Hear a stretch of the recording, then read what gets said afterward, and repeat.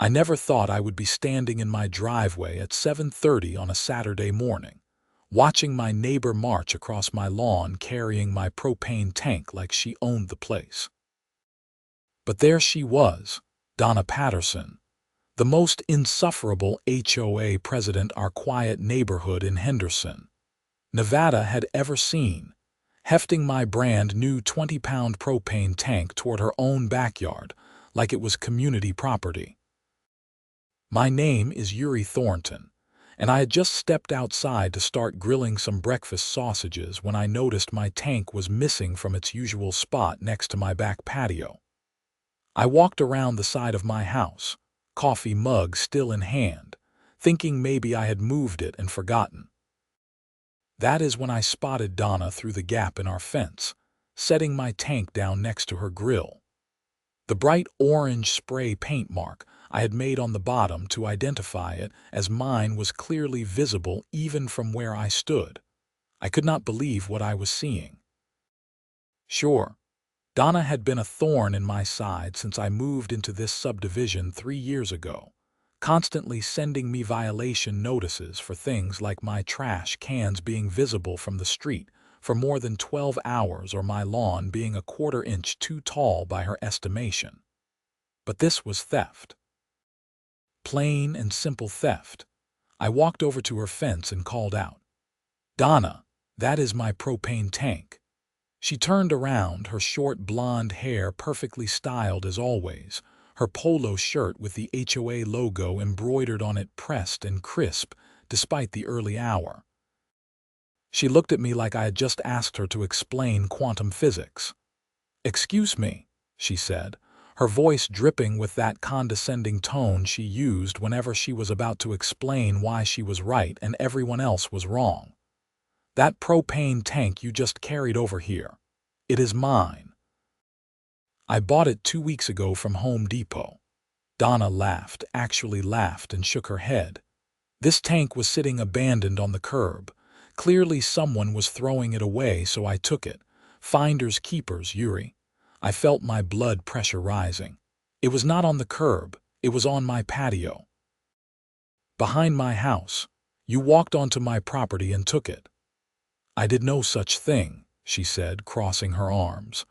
"I found this on the street and now it is mine. If you have a problem with that, you can take it up at the next HOA meeting." Before I could respond, she turned her back to me and started connecting the tank to her grill. I stood there for a moment, completely dumbfounded. This woman had just stolen from me, lied to my face about it, and then dismissed me like I was a child complaining about playground rules. I went back to my house and immediately checked my security camera footage. I had installed a comprehensive system 6 months earlier after someone had been stealing packages from porches in the neighborhood. The cameras covered my front yard, driveway, and both sides of my house. I pulled up the app on my phone and scrolled back to about 20 minutes earlier. There it was, clear as day.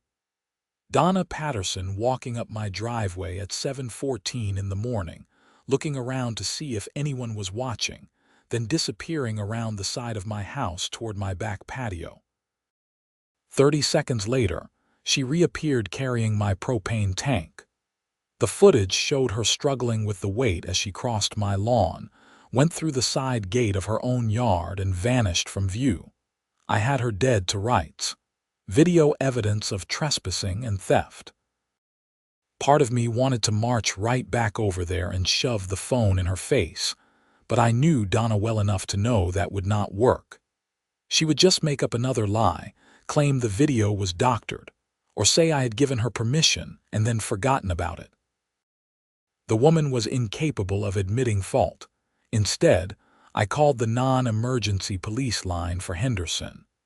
The dispatcher listened to my story and said she would send an officer out to take a report. 20 minutes later, a patrol car pulled up in front of my house. Officer Martinez was a stocky man in his mid-40s with a thick mustache and tired eyes that suggested he had dealt with more than his fair share of neighborhood disputes. I showed him the video evidence on my phone first, then explained the situation and pointed out Donna's house next door. "And she is claiming she found it on the curb?" Officer Martinez asked, watching the footage again. "That is what she told me. But as you can see, she clearly came onto my property and took it from my patio." He nodded slowly. "Okay, let me go talk to her. Wait here." I watched from my driveway as Officer Martinez walked up to Donna's front door and rang the bell. She answered quickly, probably having seen the police car from her window. I could not hear what they were saying, but I could see Donna's animated gestures and the way she kept pointing at her own property, then toward the street, clearly sticking to her story about finding the tank abandoned. Officer Martinez spoke with her for about 5 minutes before walking back over to me. "She is maintaining that she found the tank on the curb and had no idea it belonged to you," he said. "Can you prove the tank is yours? I have the receipt from Home Depot in my house. And I marked it with orange spray paint on the bottom. You can see it in the video. Let me see the receipt." I ran inside and grabbed the receipt from my file cabinet where I kept all my recent purchases. When I returned, Officer Martinez examined it carefully. "This shows you purchased a propane tank 2 weeks ago, and you are saying the tank in her possession has an orange mark on the bottom that would identify it as yours." "Yes, exactly." "All right, let me go back over there." This time, when Officer Martinez approached Donna's house, I could see her demeanor change. She was less animated, more defensive. He must have asked to see the tank because she led him around to her backyard. They were gone for a few minutes before returning to her front porch. The conversation continued, and I could see Donna's face growing red even from where I stood. Finally, Officer Martinez returned to me. "The tank does have an orange mark on the bottom, just like you described and just like in the video. I am going to cite her for petty theft and trespassing. You will need to come down to the station to file a formal report, and I recommend you pursue charges." "I definitely will," I said. "You can retrieve your property now. She is not happy about it, but she knows she does not have a choice." I followed Officer Martinez back over to Donna's house. She was standing on her front porch, arms crossed, looking like she wanted to set me on fire with her eyes. "This is absolutely ridiculous," she spat. "I am the president of this HOA, and I do not appreciate being harassed like this. I made an honest mistake." "Madam, the video evidence clearly shows you entering Mr. Thornton's property without permission and removing his property," Officer Martinez said calmly. "That is not a mistake. That is theft and trespassing. I thought it was abandoned, on his back patio, behind his house. That is not where people leave abandoned items." Donna's mouth opened and closed like a fish gasping for air. She had no response to that. "The tank is in the backyard," Officer Martinez said to me. "Go ahead and retrieve it." I walked around Donna's house, disconnected my tank from her grill, and carried it back home. It felt heavier than usual, probably because of the adrenaline still pumping through my system. When I returned to the front, Officer Martinez was handing Donna what looked like a citation. "You will receive information about your court date in the mail," he was saying. "I strongly suggest you consult with an attorney." Donna snatched the citation from his hand and stormed inside, slamming her door hard enough to rattle the windows. Officer Martinez turned to me. "Like I said, come down to the station and file a formal report. Bring that video footage, the receipt, and any other documentation you have. The detective assigned to the case will follow up with you." "Thank you, officer. Just doing my job." And for what it is worth, I have dealt with HOA disputes before. They can get ugly. Document everything from here on out. His words proved prophetic. After Officer Martinez left, I went inside and transferred the security footage to my computer, backing it up in 3 different places. I had a feeling I would need it for more than just the theft charge.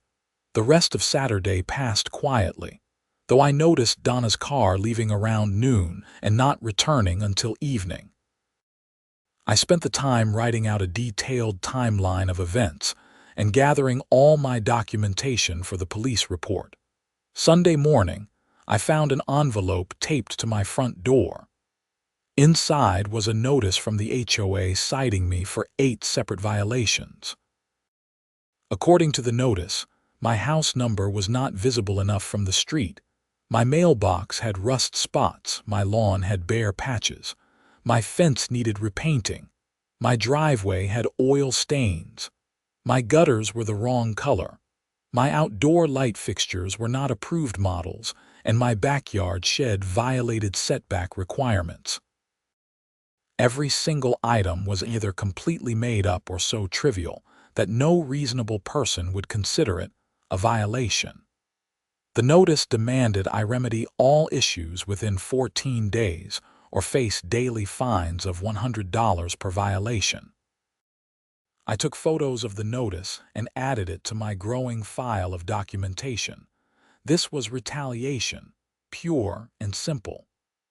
Donna was abusing her position as HOA president to harass me for reporting her theft. Monday morning, I took a personal day from my job as an IT consultant and drove down to the Henderson Police Department.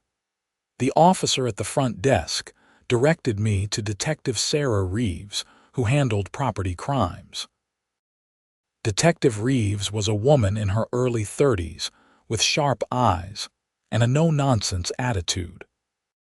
I walked her through everything that had happened, showed her the video footage, provided my receipt and photos of the propane tank with the orange marking, and then showed her the HOA violation notice I had received the next day. "This is pretty clear-cut," Detective Reeves said after reviewing everything. "The video evidence is excellent quality. She is on camera entering your property and taking your clearly marked tank. And this notice you received afterwards certainly supports a pattern of harassment and retaliation." "What happens next?" I asked. "I will submit this to the district attorney's office. Given the video evidence, I expect they will file charges. Petty theft and trespassing are both misdemeanors in Nevada. She will be formally charged, arraigned, and given a court date. You will likely be called as a witness. How long does that take? Could be a few weeks, could be a couple months. The system moves slowly. In the meantime, keep documenting any interactions with her or the HOA. If she continues to harass you, that could lead to additional charges." "What about the HOA violations she sent me? Can I fight those?" Detective Reeves nodded. "You should look at your HOA bylaws and covenants. Most HOAs have a dispute resolution process. You can also consult with an attorney who specializes in HOA law. Given the circumstances, you might have a case that these violations are retaliatory and therefore invalid." I left the police station feeling somewhat better. At least the legal process was moving forward. I spent the rest of Monday researching HOA attorneys in the Las Vegas area and reading through my HOA's governing documents, which I had signed when I purchased my house, but had not looked at since. The documents were dense and full of legal jargon, but I eventually found the section on violations and appeals. According to the bylaws, any homeowner who received a violation notice had the right to appeal to the HOA board within 10 days. The board was required to hold a hearing and make a determination. The problem was that Donna essentially controlled the board. Of the 5 board members, 3 were her close friends who rubber-stamped whatever she wanted. The other 2 members were more reasonable, but they were consistently outvoted. Still, I decided to file an appeal. I drafted a formal response to each of the 8 violations, explaining why they were either factually incorrect or unreasonably trivial. I included photos showing that my house number was clearly visible, My mailbox had no rust, my lawn was healthy, my fence was in good condition, my driveway was clean, my gutters were an approved color, my light fixtures matched several other houses in the neighborhood, and my shed was well within the required setback distance. I delivered my appeal in person to the HOA office, which was located in the community center, building near the neighborhood entrance. The office manager, a kind older woman named Patricia who always seemed embarrassed by Donna's behavior, accepted my paperwork and promised to forward it to the board. "I am sorry about all this," Patricia said quietly after checking to make sure we were alone. "Between you and me, Donna has been out of control lately. Several residents have complained about her aggressive enforcement tactics." "Has anyone filed formal complaints against her?" I asked. Patricia hesitated. "Not formally, no. Most people are afraid of retaliation." "Like what is happening to you right now?" "Well, someone needs to stand up to her. She stole my property and now she is abusing her position to punish me for reporting it." "I agree. And for what it is worth, I hope you win, both in court and with the HOA." I thanked Patricia and left, feeling slightly encouraged that at least some people in the neighborhood saw through Donna's behavior. Over the next 2 weeks, things escalated.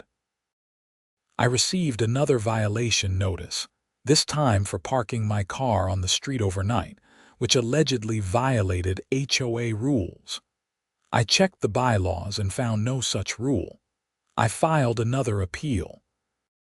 Then I received a notice that my house was scheduled for an exterior inspection to verify compliance with community standards.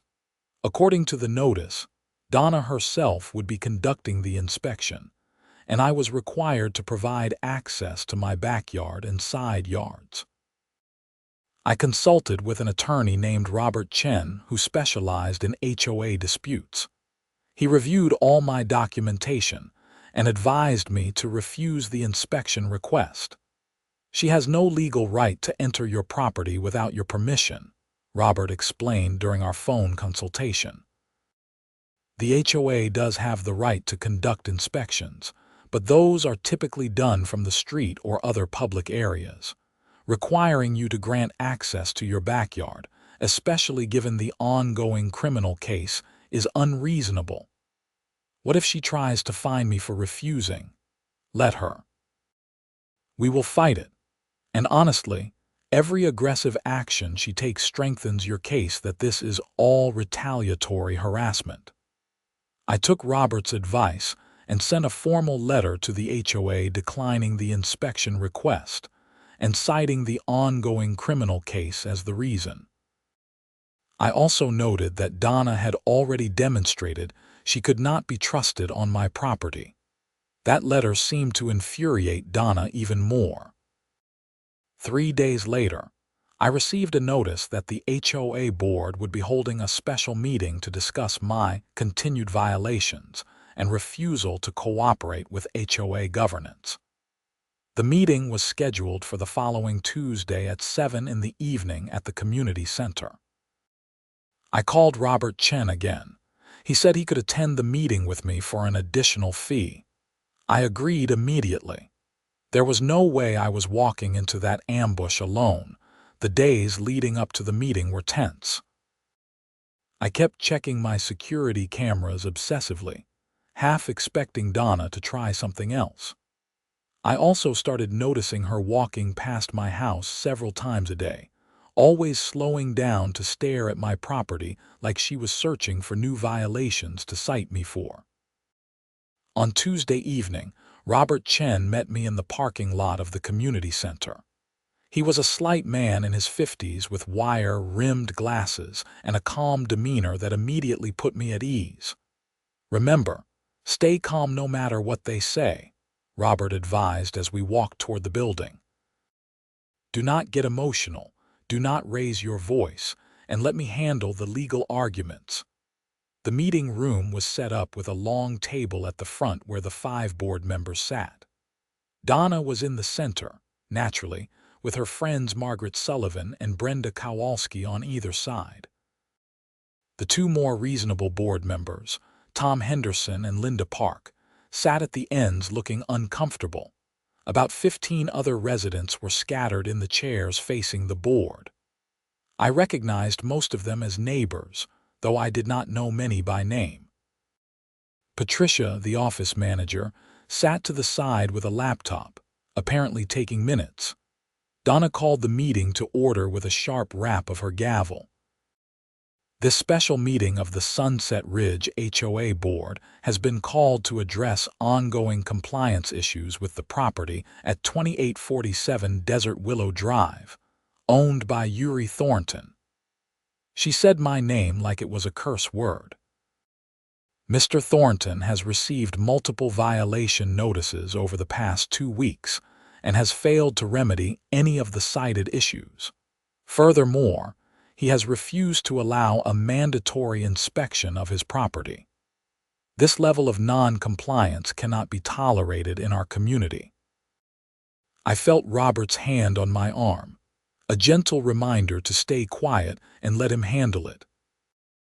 Additionally, Donna continued, her voice rising with righteous indignation, Mr. Thornton has engaged in harassment of board members, including filing a false police report that resulted in me being issued a baseless citation. This kind of behavior is, excuse me, Madam President. Robert Chen stood up, his voice polite but firm. I am Robert Chen, attorney for Mr. Thornton. I need to stop you right there. First, you cannot characterize the police report as false when there is video evidence supporting Mr. Thornton's claim, and when you have been formally cited by law enforcement. That borders on slander. Donna's face flushed red. Who are you two? Second, this meeting appears to be retaliatory in nature. My client reported a crime, and immediately afterward he was cited for 8 separate violations, most of which are either factually incorrect or absurdly trivial. Then he was cited for a non-existent parking violation. Then you demanded to conduct a personal inspection of his property, despite the fact that you are currently facing criminal charges for trespassing on that very same property. And now, you have called this special meeting to discuss fines and sanctions. The pattern is clear. The room had gone completely silent. Several of the residents were nodding along with Robert's words. Tom Henderson and Linda Park both looked distinctly uncomfortable. Margaret Sullivan leaned forward. Mr. Chen, this board has the authority to enforce community standards as outlined in our governing documents. Absolutely, Robert agreed. But that authority is not unlimited, and it cannot be used as a weapon for personal vendettas. Every action this board has taken against my client in the past 2 weeks came immediately after he reported a crime committed by the board president. That is textbook retaliation, and it exposes both the HOA and the individual board members to significant liability. Are you threatening us? Brenda Kowalski asked, her voice shrill. I am informing you of the legal risks you are taking by continuing down this path. If the HOA persists in retaliatory enforcement actions against my client, we will file a lawsuit. And I can tell you from experience that HOA retaliation cases often result in substantial damages, attorneys' fees, and injunctions against the board. Donna's hands were clenched into fists on the table. This is absurd. We are simply doing our jobs. Then let's examine the violations one by one, Robert said, pulling out a folder. Violation 1, house numbers not visible from the street. I have photos showing the numbers are clearly visible. Would you like to see them? He walked up to the board table and placed several photos in front of them. Donna barely glanced at them. Violation 2, mailbox rust. Again, photos clearly show no rust on the mailbox. Violation 3, bare patches in lawn. Photos show a healthy green lawn with no bare patches. Would you like me to continue? Tom Henderson picked up one of the photos and examined it. These numbers are perfectly visible, and I do not see any rust on this mailbox. Thank you, Tom, Linda Park said, looking at the other photos. These all look fine to me. Donna, where did these violations come from? I observed them during my regular neighborhood inspections, Donna said stiffly. When did you inspect Mr. Thornton's property? Robert asked. I do not recall the exact date. Was it before or after he reported you to the police? Donna's jaw tightened. I do not see how that is relevant. It is extremely relevant, because if these alleged violations were observed after the police report, which we all know they were, then this is retaliation. Pure and simple. The room erupted in whispered conversations. Several residents were now openly staring at Donna with critical expressions. Linda Park cleared her throat. I move that we table this matter pending a full review of the violation notices and the circumstances under which they were issued. Second, Tom Henderson said immediately. Donna looked like she wanted to argue, but Margaret and Brenda were both looking uncertain now. They clearly had not expected Robert to come in with such a strong defense. All in favor? Linda asked. Tom and Linda raised their hands. After a long moment, Margaret reluctantly raised hers too. Brenda followed suit. Donna was outvoted. Motion carries, Linda said. This matter is tabled. Mr. Thornton, you will not be fined or sanctioned pending our review. This is a mistake, Donna hissed, but she had lost control of the meeting and she knew it. Robert gathered his papers. Thank you for your time. Mr. Thornton and I will be available if the board has any questions during your review. As we walked out of the community center, I could hear raised voices behind us. It sounded like the board members were arguing among themselves. That went well, Robert said once we were outside. You saw what happened in there. Two of the board members are reasonable people who are uncomfortable with what Donna is doing. If she keeps pushing, she is going to lose her support. Thank you for being there. I could not have done that alone. That is what I am here for. Now, let's see what happens with the criminal case. That is really going to determine how this all plays out. 3 weeks later, I received a call from Detective Reeves. The district attorney had filed formal charges against Donna Patterson for petty theft and criminal trespassing. Her arraignment was scheduled for the following month. During those 3 weeks, the HOA had been surprisingly quiet. I received no new violation notices, no demands for inspections, nothing. According to Patricia, the office manager, the board had held a closed session meeting where apparently Tom Henderson and Linda Park had strongly criticized Donna's handling of the situation. Margaret and Brenda had defended her, but less enthusiastically than before. I also learned through the neighborhood grapevine that several other residents had come forward with their own stories about Donna's aggressive enforcement tactics. One couple had been cited for having the wrong shade of beige paint on their house, even though they had gotten the color approved by the board before painting. Another resident had been fined for having a vegetable garden in their backyard, which Donna claimed violated aesthetic standards, even though the bylaws made no mention of gardens. The more people talked, the more it became clear that Donna had been abusing her position for years. I was just the first person to actually fight back. Donna's arraignment was on a Wednesday morning. I took another day off work to attend, wanting to see how she would respond to the charges. Robert Chen advised me that my presence was not required, but I felt like I needed to be there. The courtroom was smaller than I expected, with maybe 20 rows of benches for spectators. I sat in the back and watched as various cases were called.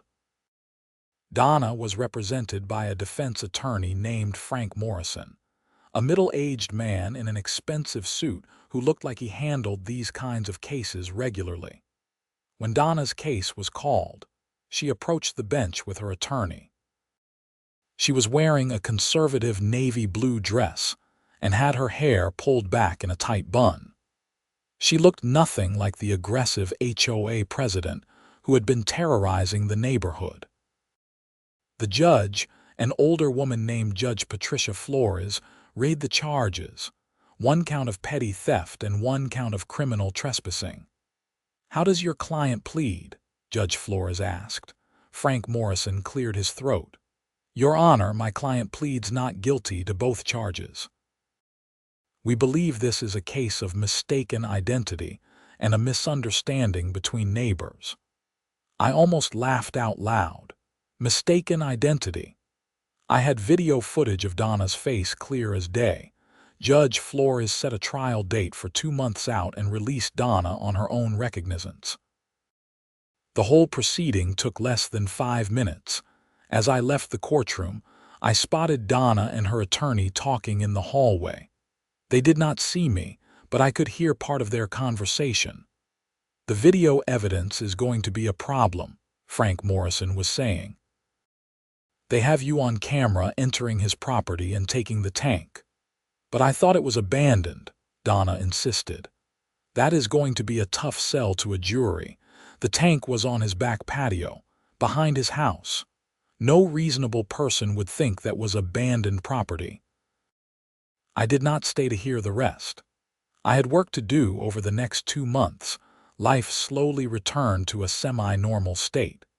The HOA continued to leave me alone, though I noticed Donna still walking past my house regularly, always with that pinched expression like she smelled something bad.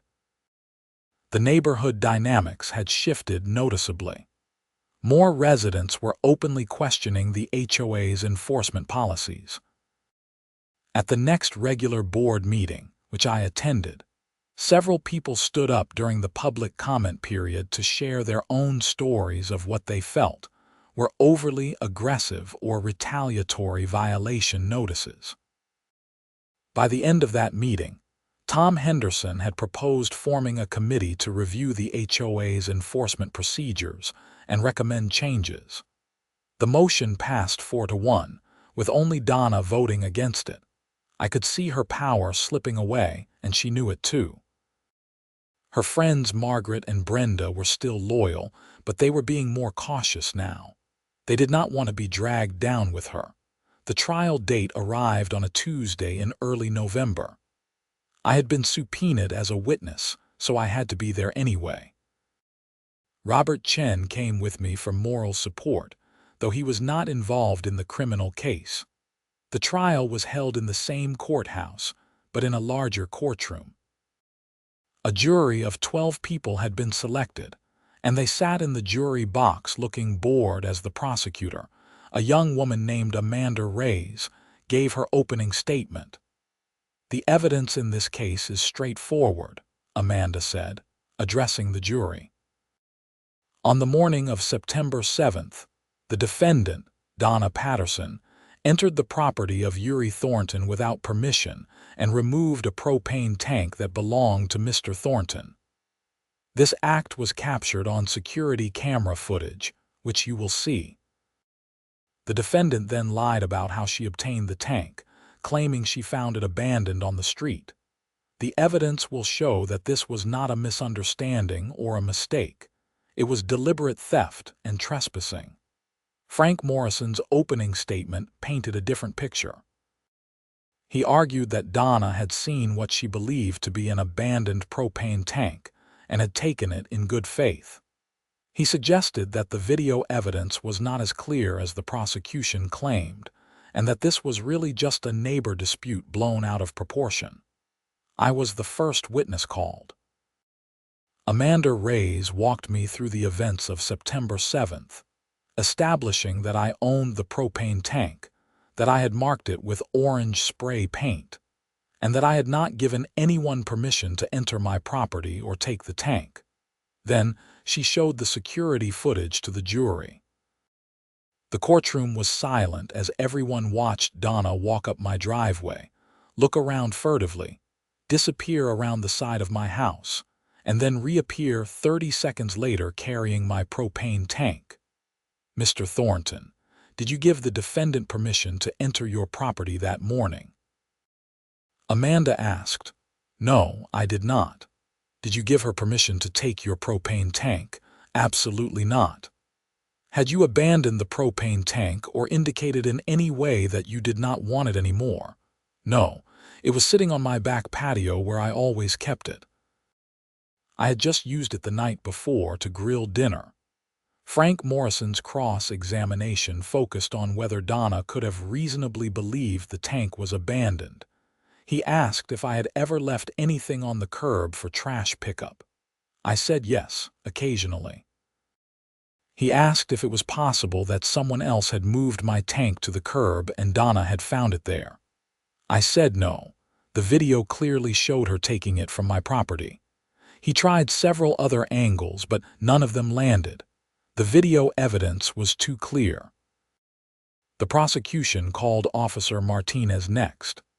He testified about responding to the scene, reviewing the security footage, speaking with both me and Donna, and ultimately citing her for theft and trespassing. He confirmed that Donna had initially claimed she found the tank on the curb, but that the physical evidence and video footage contradicted her story. Frank Morrison tried to poke holes in Officer Martinez's testimony, suggesting that he had been biased against Donna or had not thoroughly investigated her version of events. Officer Martinez calmly explained that he had investigated, but the evidence simply did not support Donna's claim. Detective Reeves testified next, describing how she had reviewed all the evidence and recommended that charges be filed. She also testified about the HOA violation notice I had received the day after reporting the theft, establishing a pattern of retaliatory behavior. Frank Morrison objected to this testimony as irrelevant, but the judge allowed it as evidence of consciousness of guilt. The prosecution rested their case after Detective Reeves. Frank Morrison called Donna to the stand as his only witness. Donna took the oath and sat down, her hands folded primly in her lap. Frank Morrison walked her through her version of events, which was essentially that she had been driving through the neighborhood early that morning and had spotted what she believed to be an abandoned propane tank on the curb. She had stopped, picked it up, and taken it home. "Why did you believe it was abandoned?" Frank asked. "It was just sitting there on the curb. No one was around. In my experience as HOA president, residents often leave items they do not want anymore on the curb for others to take." "Did you have any reason to believe it belonged to Mr. Thornton?" "No, none at all." Amanda Reyes's cross-examination was surgical. She pulled up the security footage and froze it at the moment when Donna was clearly walking up my driveway, not standing on the curb. "Mrs. Patterson, this video shows you walking up Mr. Thornton's driveway, does it not?" Donna hesitated. "It appears that way, yes. And then you disappear around the side of his house, correct?" "Yes, and then you reappear 30 seconds later carrying the propane tank, correct?" "Yes." "So you did not find this tank on the curb, did you? You went onto Mr. Thornton's property to get it." "I must have seen it from the street and thought it was abandoned." "Mrs. Patterson, the back patio where this tank was located is not visible from the street." "How could you have seen it from the street?" Donna's face flushed. "I do not know. Maybe I had seen it on a previous day." "So you saw the tank on Mr. Thornton's back patio on a previous day, remembered where it was, and then went onto his property to take it. Is that your testimony?" "No, that is not what I meant." "Then what did you mean? Because the only way your story makes sense is if you deliberately went onto his property to take something you knew was there." Frank Morrison objected, but the damage was done. The jury had seen Donna's story fall apart under basic questioning. The closing arguments were brief. Amanda Reyes summarized the video evidence and pointed out that Donna's story did not match the facts. Frank Morrison argued that this was an honest mistake and that criminal intent had not been proven beyond a reasonable doubt. The jury deliberated for less than 2 hours. When they returned, the forewoman announced they had reached a verdict. On the count of petty theft, we find the defendant guilty. On the count of criminal trespassing, we find the defendant guilty. I watched Donna's face crumble. She had genuinely believed she would get away with it. Sentencing was scheduled for 3 weeks later. At the sentencing hearing, Judge Flores gave Donna a stern lecture about abusing positions of trust and using authority to harass neighbors. She sentenced Donna to 30 days in jail, suspended pending completion of 1 year of probation, 100 hours of community service, and restitution to me for the cost of the propane tank plus court costs. More importantly, Judge Flores issued a stay-away order prohibiting Donna from coming within 100 feet of me or my property, except when absolutely necessary for HOA business, and even then only with another board member present. As we left the courthouse, Robert Chen put his hand on my shoulder. That went as well as you could have hoped. She is convicted, she is on probation, and she has to stay away from you. What about the HOA? She is still president. That is up to the residents now.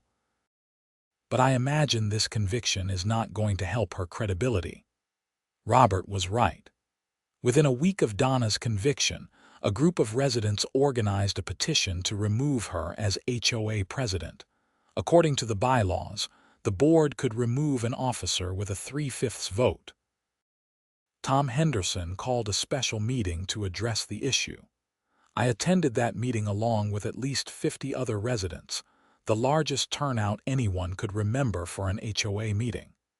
Donna sat at the board table looking small and defeated. Margaret and Brenda sat on either side of her, but even they seemed uncomfortable. Tom Henderson addressed the room.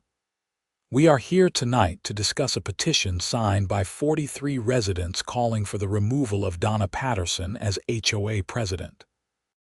This petition was filed in accordance with our bylaws, and it triggers a mandatory board vote on the issue.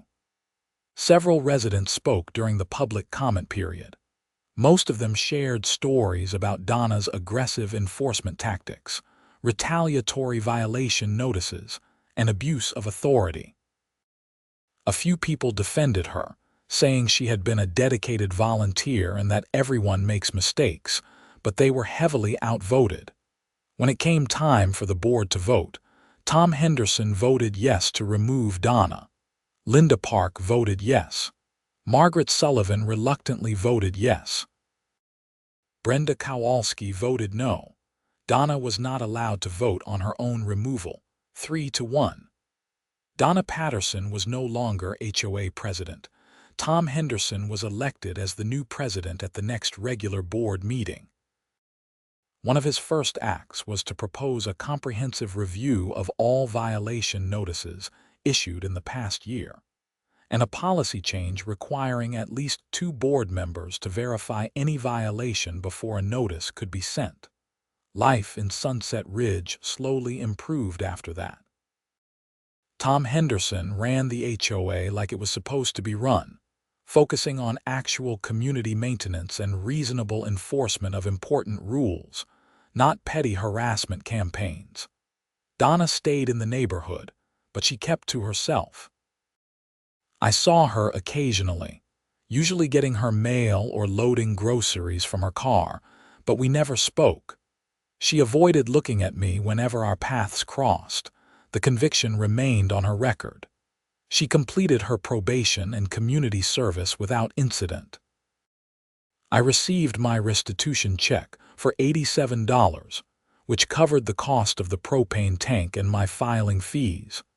About 6 months after the trial, I was grilling dinner on my back patio, using that same propane tank that had started this whole mess.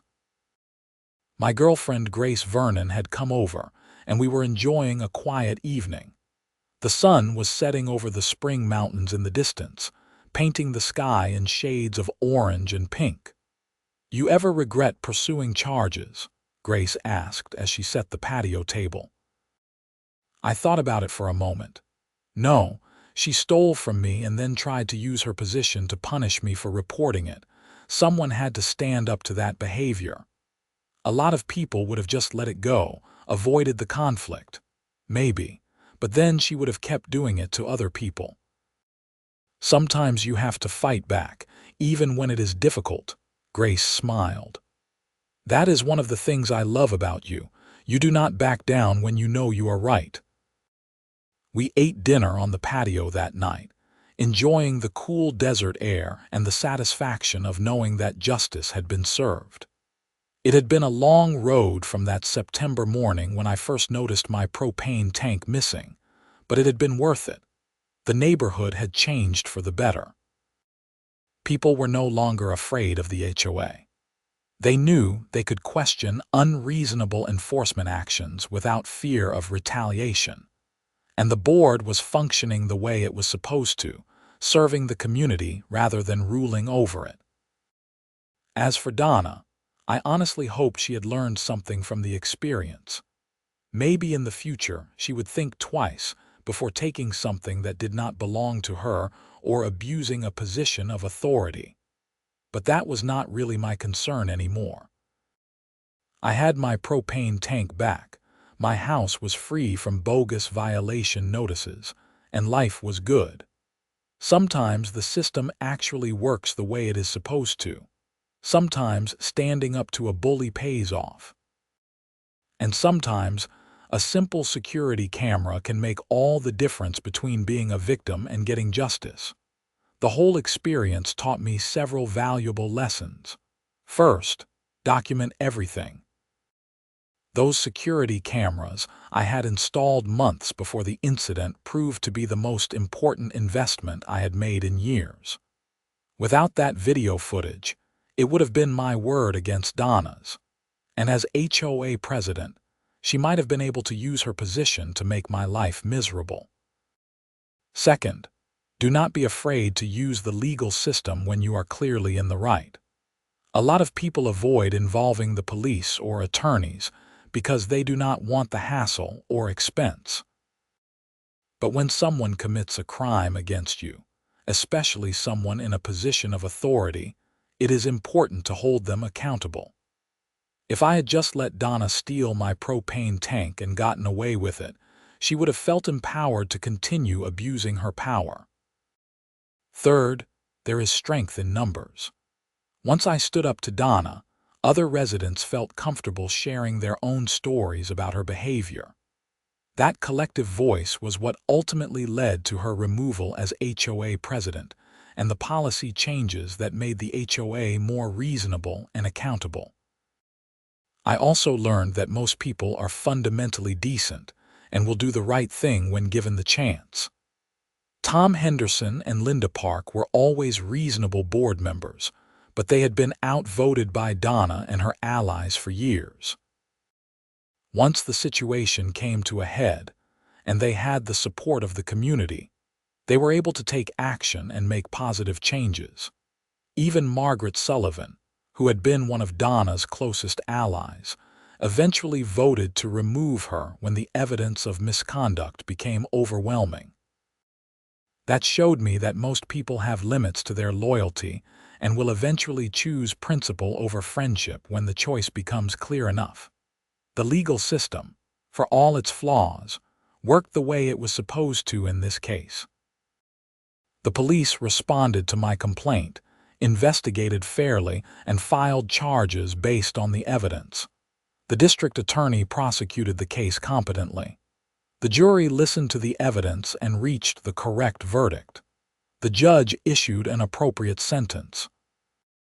It was not always fast and it was not always convenient, but it worked. Looking back on everything that happened, I sometimes still could not believe that a propane tank worth $49 had led to such a dramatic chain of events. But it was never really about the propane tank. It was about respect, boundaries, and the rule of law.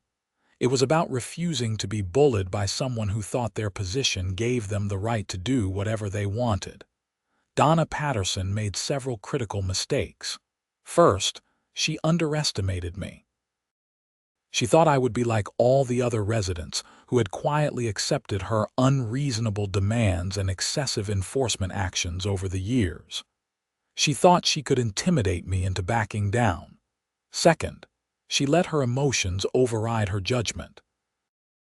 Even if she had genuinely believed the propane tank was abandoned, which I do not believe for a second, her immediate retaliation against me after I reported the theft showed her true motives. If she had just apologized and returned the tank when confronted, this whole situation could have been avoided. Instead, she doubled down and made everything worse. Third, she forgot that she was not above the law.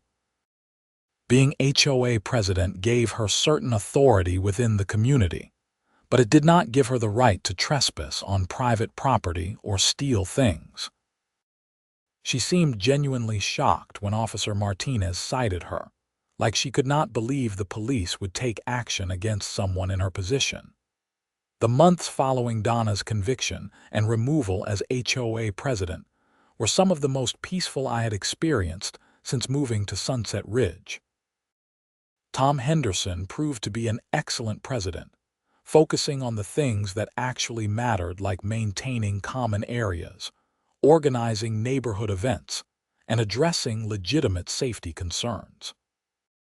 The board under Tom's leadership repealed many of the more ridiculous rules that Donna had championed, like the restrictions on garden gnomes, the requirement that all mailboxes be a specific shade of brown, and the prohibition on parking on the street for more than 2 hours at a time. They kept the important rules about maintaining property values and preventing actual nuisances, but they applied them fairly and reasonably. One of the most significant changes was the new violation appeals process. Under the old system, appeals went to the same board that had issued the violation, which meant appealing to Donna and her friends. The new system created an independent appeals committee made up of residents who were not on the board. This gave homeowners a fair shot at challenging violations they felt were unjust. The HOA also hired a professional property management company to handle day-to-day operations, which took a lot of pressure off the volunteer board members and introduced professional standards and accountability. Patricia, the office manager who had always been quietly supportive, was promoted to a better position within the new management structure. I continued to serve on the enforcement review committee that Tom had created, helping to develop new guidelines for how violations should be documented, verified, and communicated to residents. We instituted a warning system for minor violations, giving residents 30 days to address issues before any fines were imposed.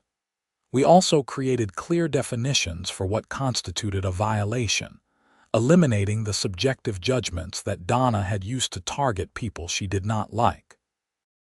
Grace and I got more serious over the months following the trial. She had been incredibly supportive throughout the whole ordeal, and seeing how I handled the situation seemed to deepen her respect for me. We moved in together about a year after the propane tank incident, and she sold her condo in Las Vegas to officially become a Sunset Ridge resident. Donna eventually moved away. About 18 months after her conviction, a for sale sign appeared in her yard. According to Patricia, she had accepted a job in Phoenix and wanted a fresh start. I saw her one last time on her moving day, supervising the movers as they loaded boxes into a truck. She looked older somehow, diminished. When she caught me watching from my driveway, she quickly looked away and went inside her house. I felt a twinge of something, maybe pity, maybe just sadness that things had to end that way. But I did not regret the choices I had made. Donna had brought this on herself through her own actions, and the consequences she faced were appropriate to what she had done. A young family with 2 kids bought Donna's house. They were friendly and normal, and they quickly became popular in the neighborhood. It was like a breath of fresh air, replacing Donna's toxic presence with something positive. The propane tank itself continued to serve its purpose for years. Every time I used it to grill, I thought about everything that had happened. It became kind of a symbol for me, a reminder that standing up for yourself matters, that justice is possible, and that bullies can be defeated if you are willing to fight back. I still have the security camera footage saved in multiple locations. Sometimes I watch it just to remind myself that I was not crazy, that it really did happen the way I remembered. You can see everything so clearly in that video. Donna looking around to make sure no one was watching, the furtive way she moved up my driveway, the struggle as she carried the heavy tank back to her own property. It was all there, undeniable proof of what she had done. That video made all the difference. Without it, the case would have been much harder to prove. Donna would have stuck to her story about finding the tank on the curb, and it would have been my word against hers. The police might not have filed charges. The district attorney might not have prosecuted. The jury might not have convicted. But the video did not lie. It showed exactly what happened, and it left no room for Donna to wiggle out of responsibility for her actions. That is why I always recommend to friends and neighbors that they invest in a good security camera system. You never know when you might need it, and when you do need it, it can be the difference between justice and injustice.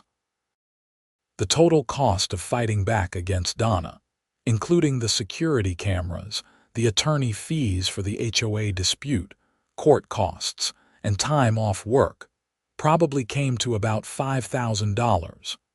For a $49 propane tank, that might seem like a huge overreaction. But again, it was never about the tank. It was about the principle, and in the end, I got most of that money back anyway. After the criminal conviction, I filed a small claims case against Donna for my attorney fees and other costs related to defending myself against her retaliatory HOA violations. Robert Chen helped me prepare the case, and the judge awarded me $3,500 in damages. Combined with the restitution from the criminal case, I came out reasonably close to breaking even financially. But the real victory was not financial. It was knowing that I had stood up to a bully and won. It was seeing positive change come to my community as a direct result of my actions. It was inspiring other people to stand up for themselves when they were treated unfairly. Several residents told me privately that my fight with Donna gave them courage to challenge other injustices in their own lives. One neighbor finally reported her abusive husband to the police after years of suffering in silence. Another filed a complaint against a discriminatory employer. A third stood up to a family member who had been manipulating her for years. My situation was not unique or special, but it showed people that fighting back is possible, and that sometimes you win. In a world where it often feels like the powerful get away with everything and the average person has no recourse, it was a reminder that the system can work if you are willing to use it. Tom Henderson served as HOA president for 3 years before stepping down to focus on his family. He was replaced by Linda Park, who continued the positive changes he had started. The HOA became a model for other communities in Henderson, and we even received an award from the city for community governance excellence. I stayed active in the HOA, serving on various committees and eventually running for a board position myself. I lost the first time I ran, but I won the second time and served a 3-year term. It was a lot of work, but it felt good to contribute to keeping the community on the right path. Grace and I got married 4 years after we met, in a ceremony held at the Sunset Ridge Community Center. It seemed fitting somehow, holding our wedding in the same place where I had fought so many battles with Donna and the old HOA board. But this time, the room was filled with friends and neighbors who had become like family, celebrating love instead of fighting over violations and appeals. We had our reception on the community center lawn, and everyone from the neighborhood came. Tom Henderson gave a toast where he joked about how I had saved the community from HOA tyranny with nothing but a propane tank and a security camera. Everyone laughed, and I raised my glass in acknowledgement. As the sun set that evening in grace and I danced under strings of lights, I looked around at all the happy faces and felt genuinely grateful for how everything had turned out. If Donna had not stolen my propane tank, none of this would have happened. I would not have stood up to the HOA, the community would not have changed for the better, and I might not have grown as close to grace as I did through that whole ordeal. Sometimes the worst things that happen to us lead to the best outcomes. Sometimes conflict is necessary for growth. Sometimes standing up to injustice, even over something as small as a propane tank, can change everything. That is my story. It started with a theft and ended with a wedding. It involved police, courts, lawyers, and a whole lot of neighborhood drama. But in the end, justice was served, a bully was held accountable, and a community was made better. And I still have that propane tank, still marked with orange spray paint on the bottom, still sitting on my back patio where it belongs. Every time I see it, I smile and remember that standing up for yourself is always worth it, no matter how difficult the fight might be.